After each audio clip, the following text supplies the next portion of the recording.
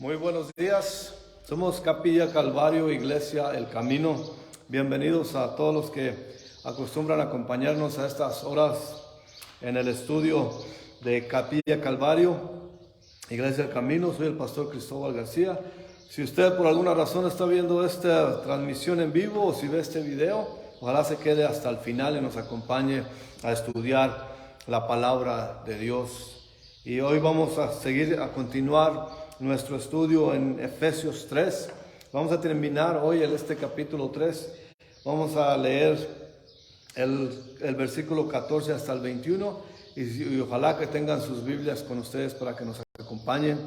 Y mientras lo hacen, abren sus Biblias en Efesios 3, versículo 14-21. Les quiero avisar a todos, como ya es costumbre, que este mismo video estará disponible en YouTube más tarde. Lo subiremos también. Así que si nos quieren recomendar con sus amigos, con sus vecinos, con sus familiares, les agradeceríamos mucho. También le agradeceríamos mucho a ustedes que tienen sus iglesias y que a todos ustedes que acostumbran venir al Señor en oración, les pedimos que nos pongan en su lista de oración, que nos levanten en sus oraciones hacia el Señor, que el Señor nos dé providencia, que nos dé fortaleza y que nos dé fe para seguir en este lugar predicando la palabra, que el Señor pueda hacer algo grande aquí en este pueblo de Michoacán. Así que les agradeceríamos mucho que nos mantengan en sus oraciones, que el Señor se mueva de gran manera aquí y que nos use a nosotros como su herramienta para llevar el Evangelio a estas comunidades aquí en Michoacán. Y con esto vamos a pasar a nuestro estudio. Efesios 3, versículo 14 al 21, dice la palabra del Señor. Vamos a leer el texto y después lo comentaremos. Dice la palabra del Señor. Capítulo 3 de Efesios, versículo 14 hasta el 21.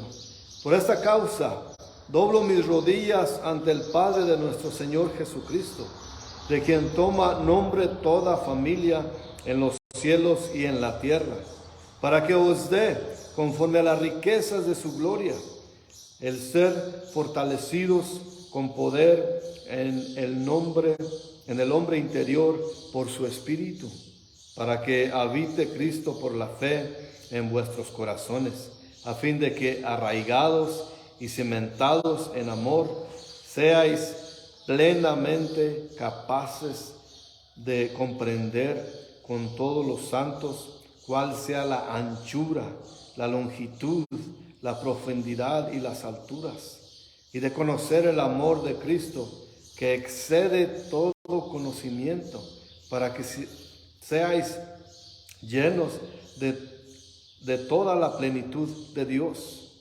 Y aquel que es poderoso para hacer todas las cosas mucho más abundantemente de lo que pedimos o entendemos, según el poder que actúa en nosotros. En Él sea gloria en la iglesia, en Cristo Jesús, por todas las edades, por los siglos de los siglos. Amén. Señor, te damos gracias por su palabra. Le pedimos, Señor, que nos aclare, Señor, que nos ilumine con ella. Sabemos que es imposible poder entenderla si su Espíritu no está con nosotros, Señor. Así que le pedimos que sea su Espíritu que nos enseñe, que nos dicte su palabra, lo que tiene para nosotros este día, este domingo de comunión. Que podamos acercarnos más a usted, Señor.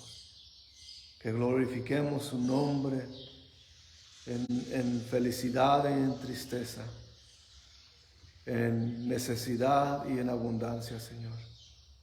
Que podemos tener la certeza de que no importan las circunstancias, usted está y está bien situado con nosotros, Señor. Usted nunca falla. Por eso lo adoramos, lo bendecimos y le damos gracias por ser nuestro Dios. Manifiéstese aquí, Señor. Por favor, ténganos de su mano, que su Espíritu Santo nos llene a rebosar con ese poder que puede estar aquí y allá, donde quiera que nos estén acompañando por medio del Facebook y del YouTube, Señor. Usted puede estar en todo lugar. Le pedimos pues que sea con nosotros, en el precioso y poderoso nombre de nuestro Señor Jesucristo. Amén. Estamos aquí llegando ya a la última parte de aquí del capítulo 3.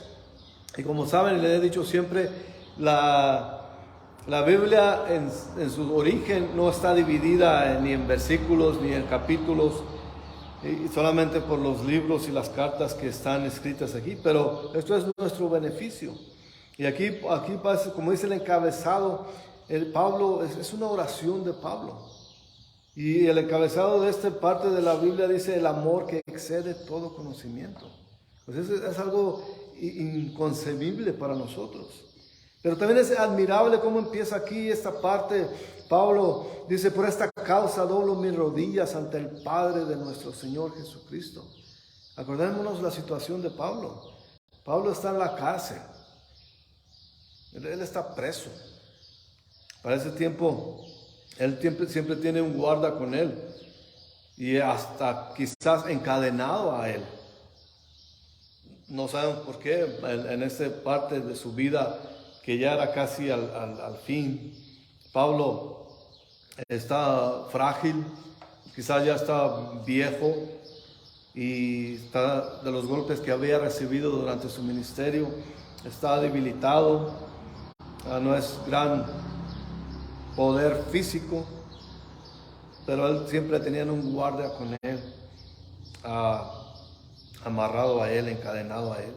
Y lo admirable de esto es que la postura de Pablo es de rodillas dobladas.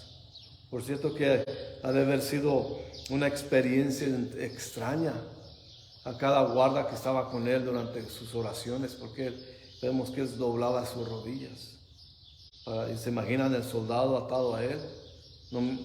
Quizás, no sé, no nos dice aquí, pero quizás ese guarda, ese soldado, también se arrodillaba para no estar jalándose con Pablo. Quizás Pablo se ponía con su rostro al suelo también, y no tenía otra opción ese guarda más que doblarse también de rodillas. No sabemos cuántos guardas fueron salvos por causa de la vida de Pablo, pero aquí nos dice que esa posición tiene él, que está de rodillas ante el Señor, al Padre de nuestro Señor Jesucristo. Y esto no sugiere, como muchos pueden enseñar, que la verdadera posición de oración tiene que ser rodillas. No nos dice en la Biblia que esa debe ser la situación. Nos dice varios ejemplos acerca de las oraciones. Por ejemplo, Abraham estuvo en pie ante el Señor, y él sí estaba ante el Señor físicamente, pero él estuvo de pie ante él cuando pidió por Sodoma, cuando lo visitó el Señor junto con otros dos seres o con otros dos ángeles que venían con él, cuando Abraham estaba pidiendo por Sodoma, cuando los ángeles, cuando se vieron con Abraham, comieron con él.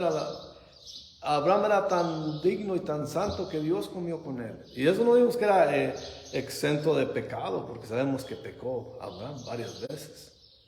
Pero vemos que el Señor lo acompañó, comió con él. Y Abraham estaba de pie cuando le pidió, porque allá estaba su sobrino Lot. Pero eso nomás para decir las posiciones de los hombres de la Biblia. Por ejemplo, Salomón estuvo de pie cuando oró por dedicar el templo a Dios, en Primera de Reyes 8:22. Por cierto que si toma notas, en Génesis 18:22 es cuando Abraham le pidió a Dios por Sodoma, tratando de salvar a su sobrino. También David estaba sentado cuando oró acerca de su futuro en el reino, cuando David, esa oración que le decía: ¿quién soy yo, Señor? ¿Quién es esta casa para que te fijes en mí? Esa era la posición de David.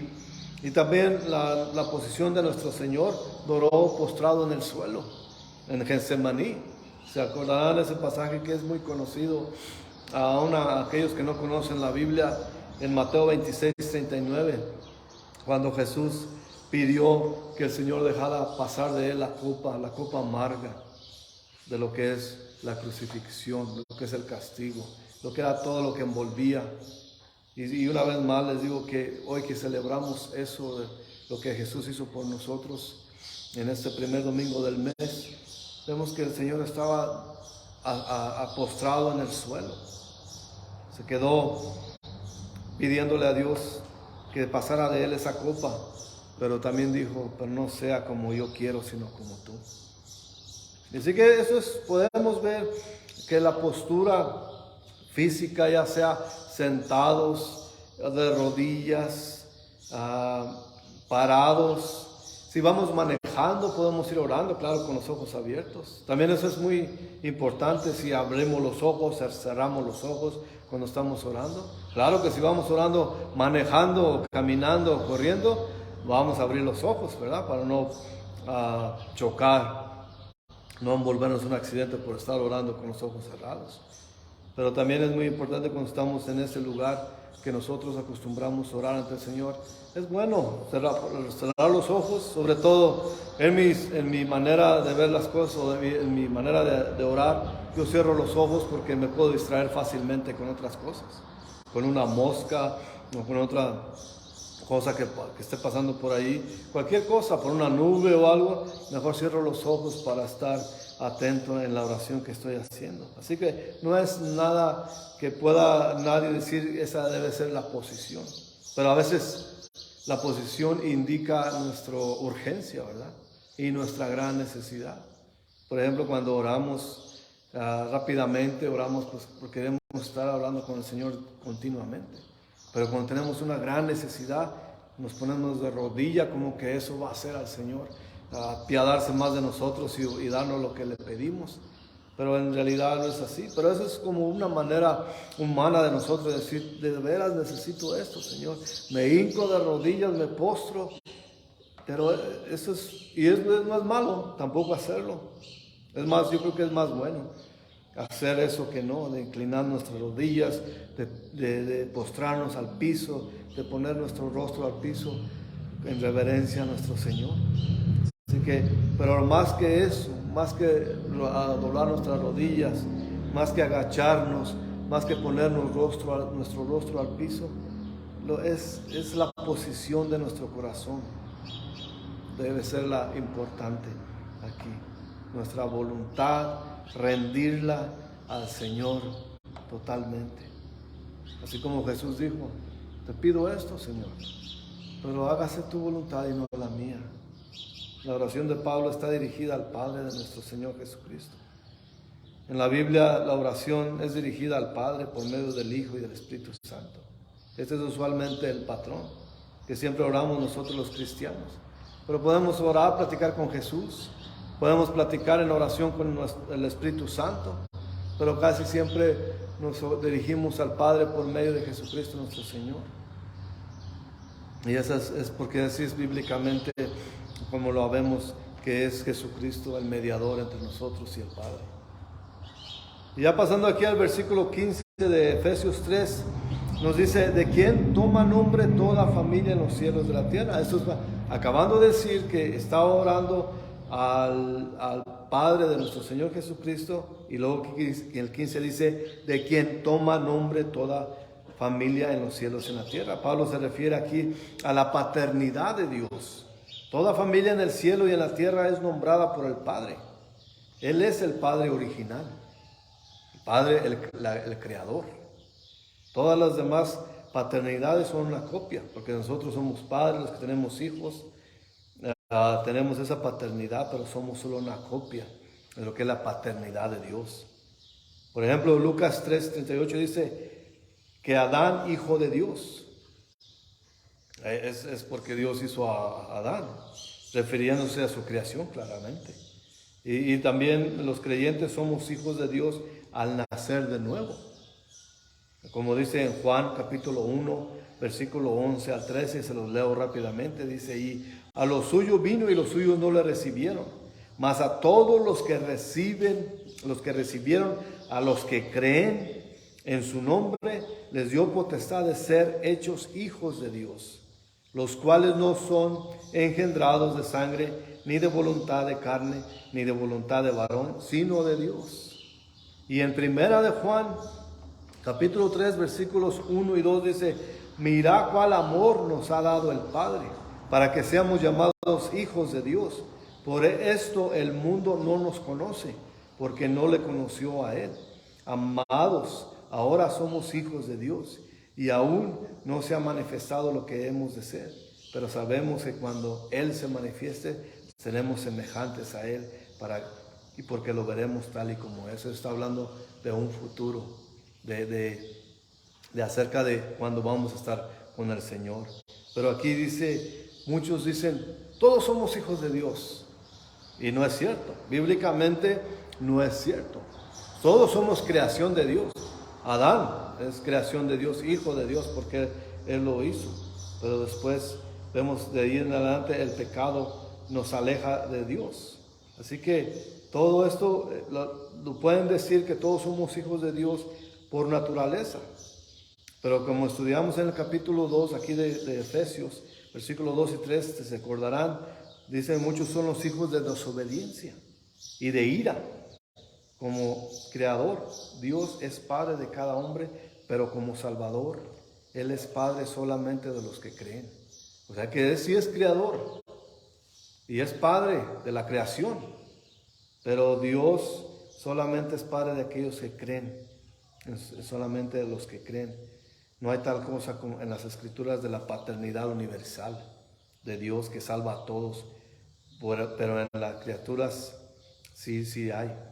O sea, en las escrituras sí hay ese Padre Salvador y esos hijos que solamente somos de Él. Cuando se acordarán, cuando en su plática, en su conversación, Jesús con Nicodemo, en el capítulo 3 de Juan, cuando básicamente en el versículo 7 Él le dice: os es necesario nacer de nuevo. Eso es la palabra clave aquí, es necesario. Nacer de nuevo, volver a nacer para poder ser hijos de Dios.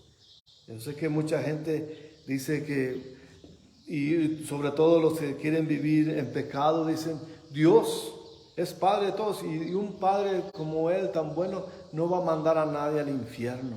Así que es mentira. Él va a salvar a todo lo que es su creación.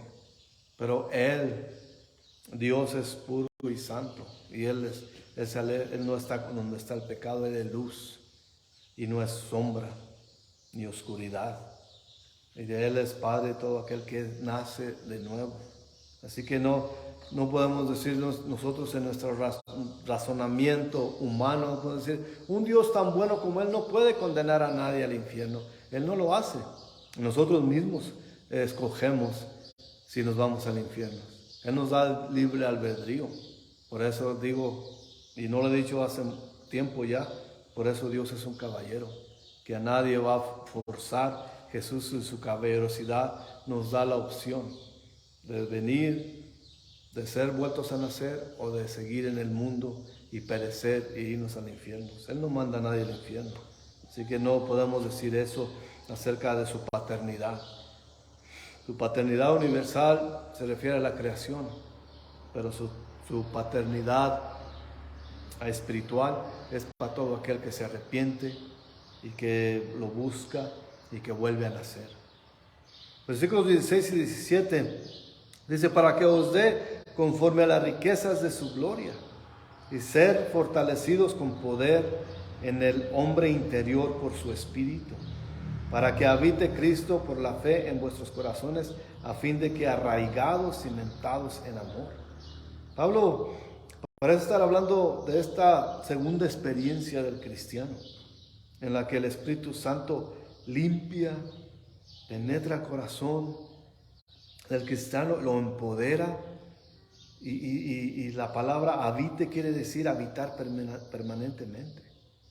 Es que a veces no podemos nosotros prender un switch y decir: Espíritu Santo, ven, pagarlo y vete. No podemos hacer eso. El Espíritu Santo está o no está. Tenemos que estar bien plantados, como dice aquí en el versículo 17.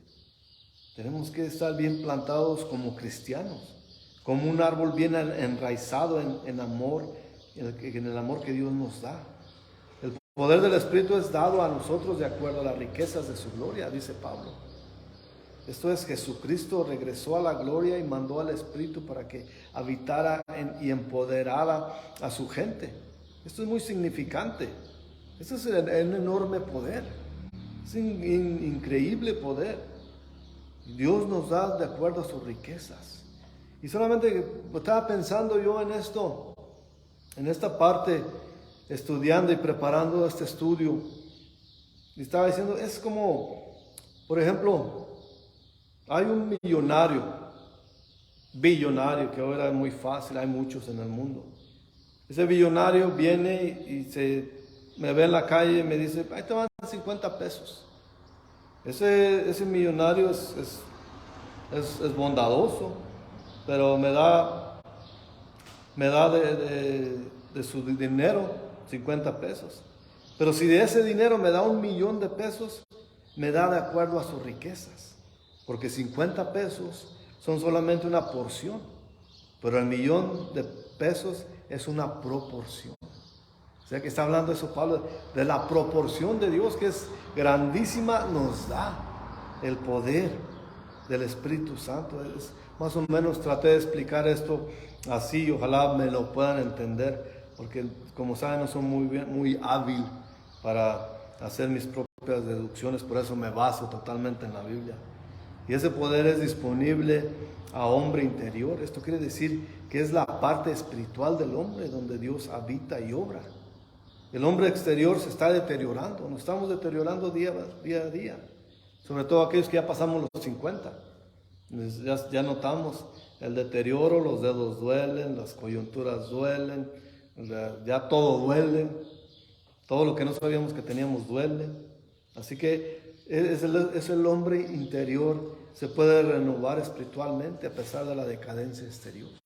Por dentro podemos ser rejuvenecidos, renovados por el Espíritu Santo y empoderados. Y ese es el poder que Dios nos da. Dios nunca nos va a pedir o a estar haciendo algo que no podemos hacer, porque nos va a dar su poder. Claro que va a haber muchas cosas que son imposibles para nosotros o son difíciles, pero por eso nos da el Espíritu Santo, de su abundancia, de sus riquezas, dice Pablo, su abundante riqueza, Él nos da de su Espíritu. Así que por eso es esa decadencia exterior, y a pesar de las faltas y pecados, el hombre se puede arrepentir. El pecado te acaba también, es un destructor. Sabemos que hay pecados que te dañan y te matan físicamente. Pecado que te daña tu salud físicamente. Pero cuando el hombre se arrepiente de su pecado y espiritualmente se puede renovar, aunque exteriormente la causa y las marcas de ese pecado queden, porque hay muchas marcas que el pecado deja, el hombre interior puede ser reforzado, renovado, espiritualmente hablando. Por eso es que vemos mucha gente, y es bonito cuando vemos a un pecador arrepentido, sobre todo aquellos que han usado drogas y todo eso, se les ven las marcas en ellos, pero dentro de sus ojos se ve el espíritu de querer más y más de Dios y de agradecimiento con Dios. Esa es esa renovación espiritual que nosotros necesitamos y que tenemos disponible, por cierto, que no está lejos de nosotros. Dios nos las da. Dele su riqueza, de su abundante riqueza. En 2 Corintios, Pablo dice en capítulo 4, versículos 16 y 18, por tanto no desmayemos. Antes, aunque nuestro hombre exterior se va desgastando, el interior no obstante se renueva de día en día, porque esta leve tribulación momentánea produce en nosotros un cada vez más excelente y eterno peso de gloria, no mirando nosotros las cosas que se ven, sino las que no se ven, pues las cosas que se ven son temporales, pero las que no se ven son eternas. Eso es lo que está, y Pablo, claro que hace mejor explicación de lo que yo trataba de decir con tanto trabajo. Por eso es mejor ver que la Biblia se explica a sí misma.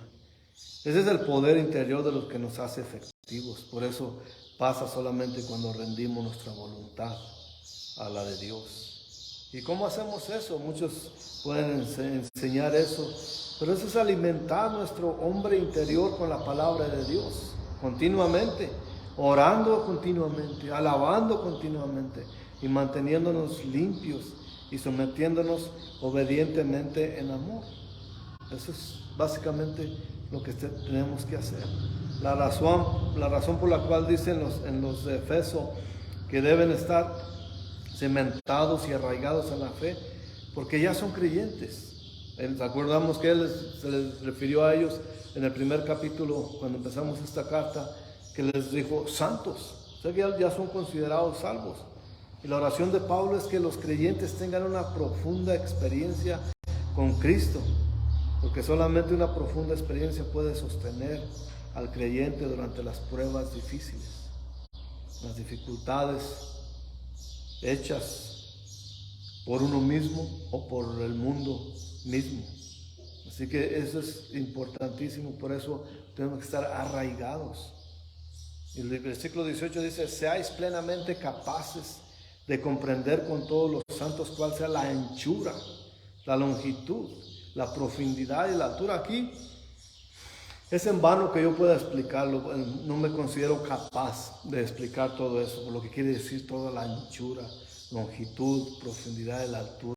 Y luego dice el 19, de conocer el amor de Cristo, que excede todo conocimiento, para que seáis llenos de toda la plenitud. Es como Pablo está diciendo, para que conozcas todo lo profundo, todo lo amplio, toda la altura, toda la grandeza de Dios, pero no vas a poder. Excede tu pensamiento, excede tu entendimiento. Todo eso es muy grande para nosotros entenderlo. La palabra en español, comprender, viene del latín aprender, el cual a su vez quiere decir sujetar o agarrar. Por eso la expresión, cuando decimos algo, que están hablando, ¿le agarraste? ¿O le entendiste? Para decir entendiste, ¿le agarraste? Y nosotros no podemos agarrar.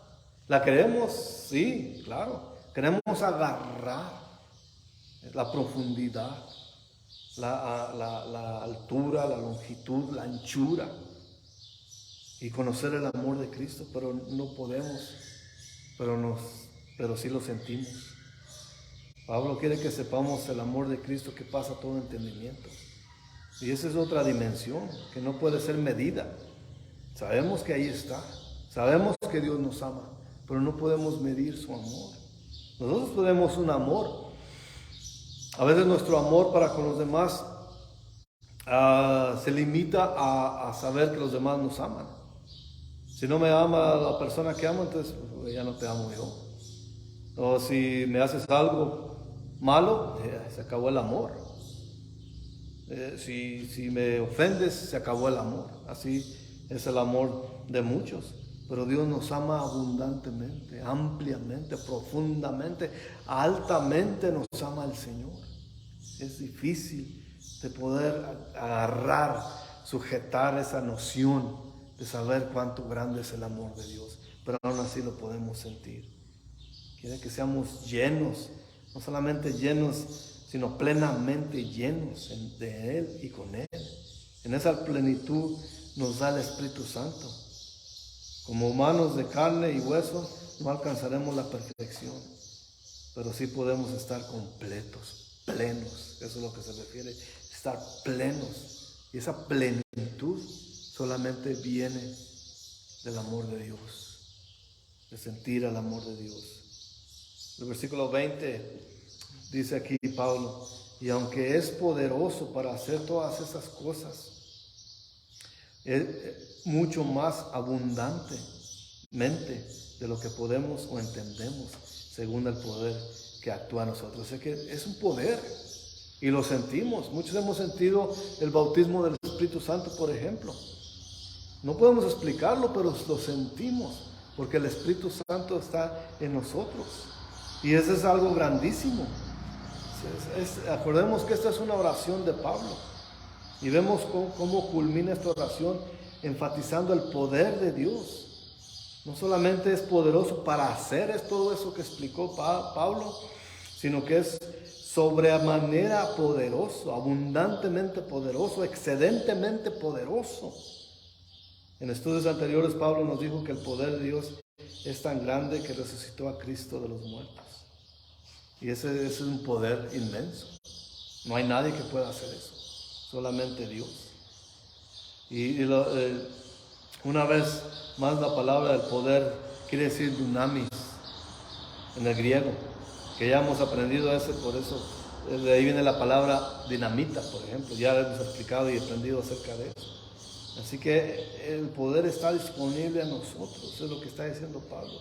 Ese amor abundante, ese amor grandioso, ese amor excedidamente grandioso y poderoso, está sobremanera poderoso, está disponible para nosotros en el Espíritu Santo.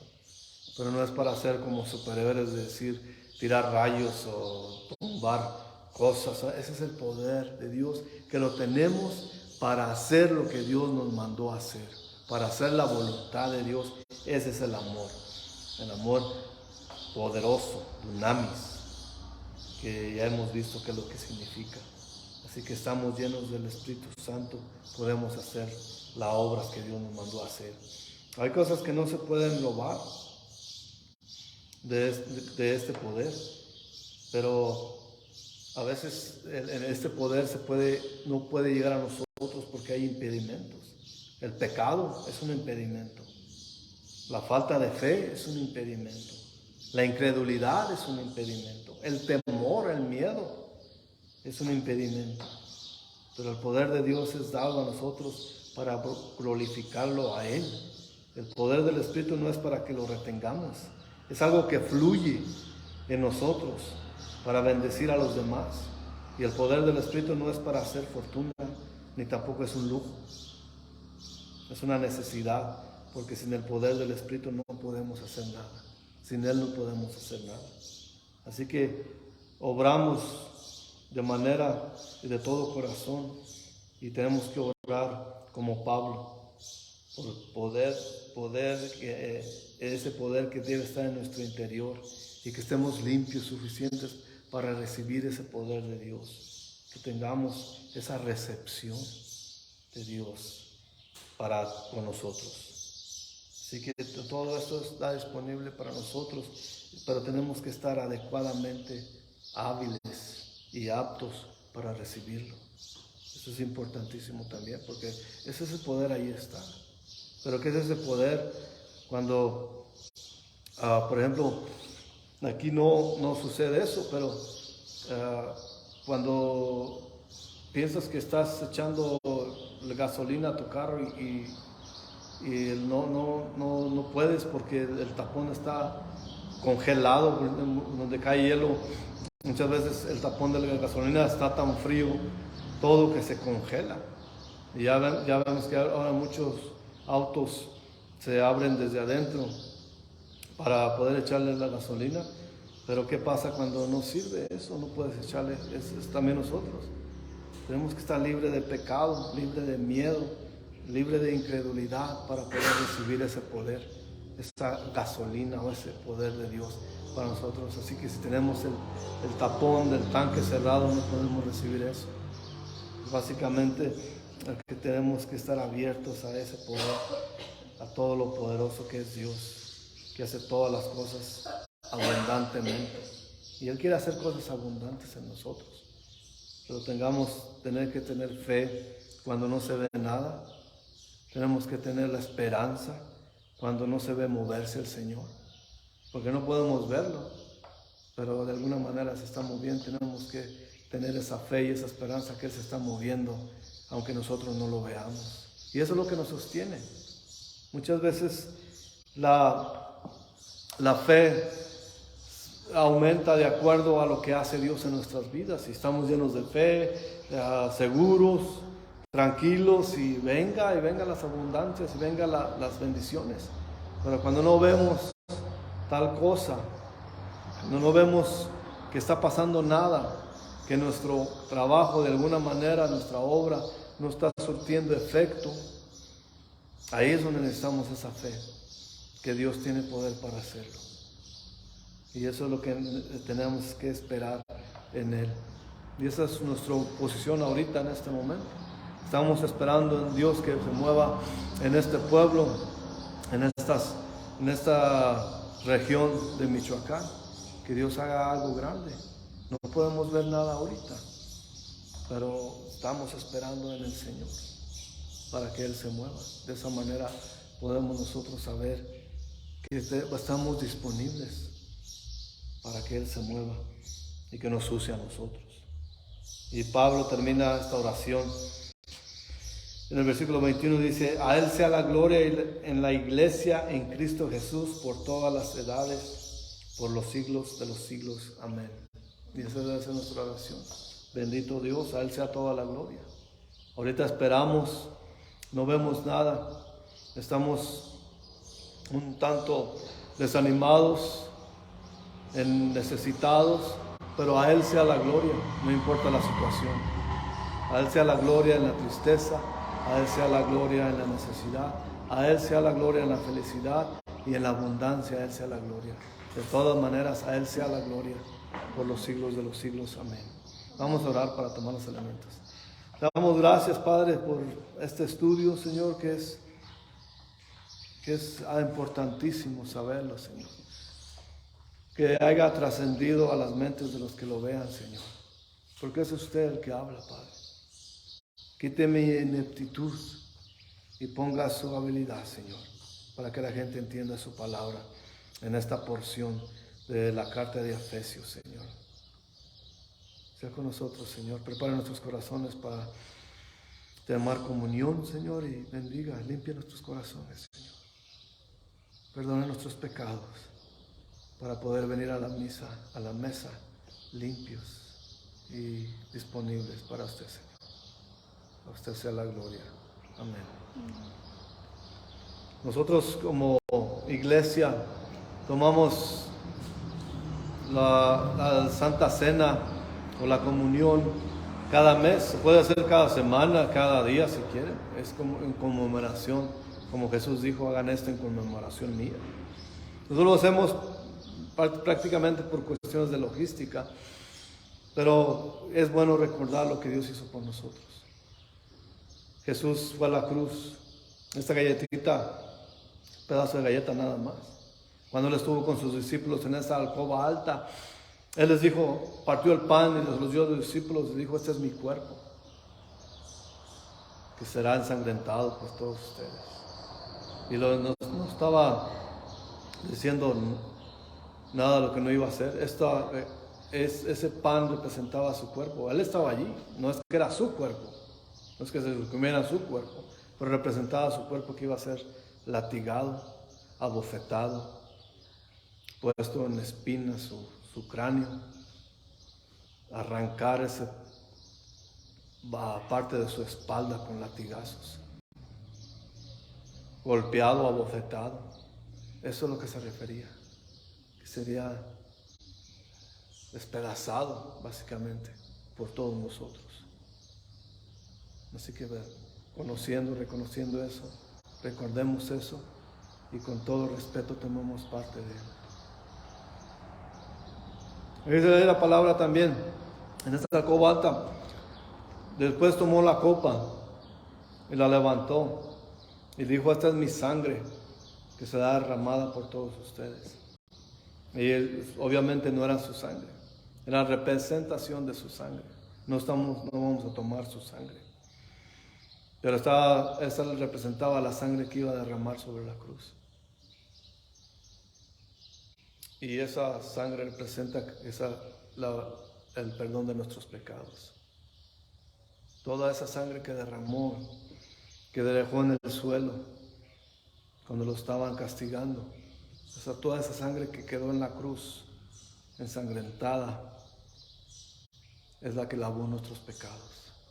cuando dijo, consumado es. Dijo, está terminado. La salvación está siendo proveída. Por eso celebramos con todo respeto y con toda humildad. Decimos gracias, Señor, tomando parte. Gracias de nuevo, Señor, por permitirnos estar aquí en este lugar, Señor. Te pedimos, Señor, que provea por las necesidades de los que están con nosotros, viéndonos a la distancia. Que bendiga sus casas, que sane sus enfermedades, que provea por sus necesidades, provea por nuestras necesidades, Señor. Ténganos de su mano, Señor.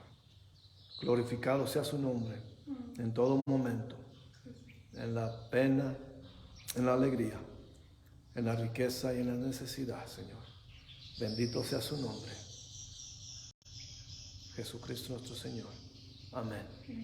Gracias por acompañarnos. Nos veremos la próxima vez. Acuérdense, si hacen el favor de compartir este video, también de acompañarnos y que la gente más sepa, y ténganos en sus oraciones, por favor. Necesitamos, le pedimos que oren por nosotros, que el Señor haga una obra aquí, que provea por nuestras necesidades y que nos pueda usar grandemente en este lugar. Gracias por acompañarnos, que el Señor los bendiga grandemente, que la gracia y la paz de Dios estén con todos ustedes. Amén. Hasta luego.